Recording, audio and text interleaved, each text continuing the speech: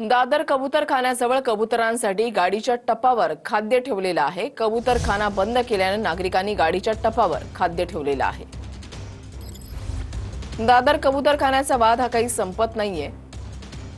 तिथल्या काही स्थानिकांनी या ठिकाणी कबूतरखान्यामध्ये धान्य जबरदस्तीने टाकलेलं होतं। मोठं आंदोलन सुद्धा झालेलं होतं।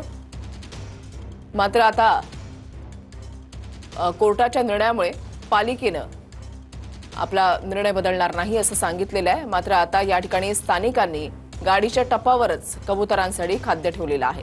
वैभव घाग आमचे प्रतिनिधी या संदर्भातली अधिक माहिती देतील। वैभव।